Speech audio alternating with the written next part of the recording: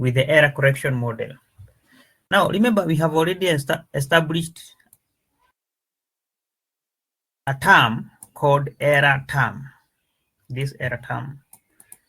So in this subsection, we expound on this error term. So the error correction model. So an error correction model is a dynamic model that links the short-run changes of the variables to their long-run equilibrium. It shows how variables adjust to get back to their long-run relationship. So you're saying this error correction model, it helps the short-run changes to conform to the long-run equilibrium. So even though there are fluctuations in the short run, these fluctuations will eventually be adjusted in such a way that the two variables will have a long-run relationship. Yeah. So the ECM shows the short-run effects, that is how current changes respond to the recent movements, and then the long-run correlation, how deviations from equilibrium are corrected over time. So this is the key, how deviations from the equilibrium are corrected over time. How are they corrected over time? So if I can illustrate on that, we established something like this, and we called this one to be y. Then we have another one like this, and this one to be x. So you can see there are some errors here, different errors. This one is fluctuating on its own in the short run. This one is also fluctuating on its own in the short run, but they have the same trend in the long run. They are moving in the same direction, in the long run. So you'll find that this one moves up, then it is corrected to move down, then it moves up. A correction happens, it moves down, then it moves up, then down, then it moves up. So there is a kind of correction in such a way that it will have, or it will conform to this upward trend. The same thing to this one. So you can see here it has moved downward. It cannot continue moving downward throughout.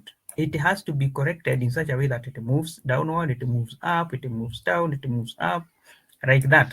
So this correction mechanism, such that it conforms to this long run behavior or trend, is what you are calling what?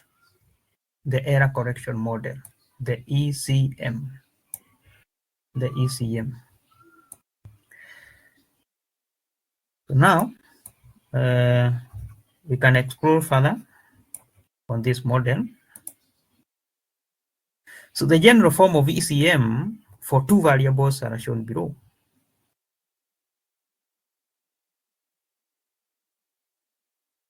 So we have the change in y.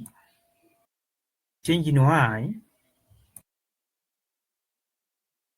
is given by alpha naught plus alpha 1 change in x plus alpha 2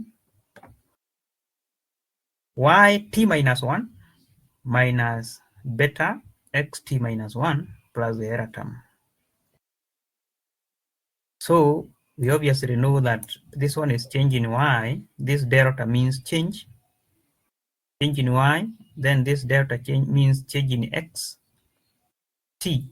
And this t means it is the current period, t.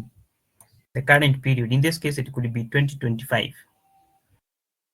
Then we have this alpha 2. Then we have into bracket yt minus 1. That is the previous period's y. If it is the stock prices in 2024. Then xt is the dividends in 2024. So this term here is very important. This term here is very important. So the term yt minus 1 minus bxt minus 1 is the error correction term, or what you are calling the long run equilibrium error. So it represents how far the variables were from each other or how far the variables were from their equilibrium or from their long-run relationship in the previous period, because we are talking about t minus 1 in the previous period. So in 2024, how different was y at the x? So you take y, you minus x in the case of 2024. So then this alpha here is also very important, this alpha 2, because it is a coefficient of this error term. It is a coefficient of this error term. This alpha 1, it tells us the speed of adjustment, the speed of adjustment in the previous period. If we continue, we are saying the coefficient alpha, this coefficient is the speed of adjustment or the error correction coefficient. It tells us how fast, the keyword here is how fast the variables correct themselves to return to their equilibrium. Yeah. So in the previous period, this one tells us how are these small fluctuating correcting themselves back so that they can conform to the long-run equilibrium. Note that this alpha 2 is a negative. This if alpha 2 is negative and significant,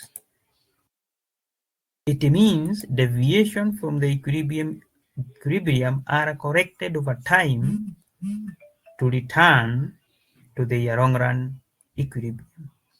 That is, the cointegration to hold, for there to be cointegration, for there to be a long-run relationship, this alpha 2 here, this coefficient here, this coefficient, it must be negative and significant.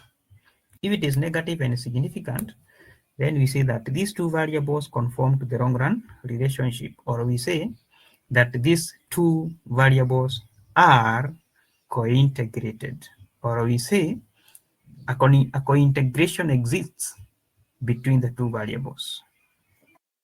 That is it, or that is a simple explanation of the error correction model.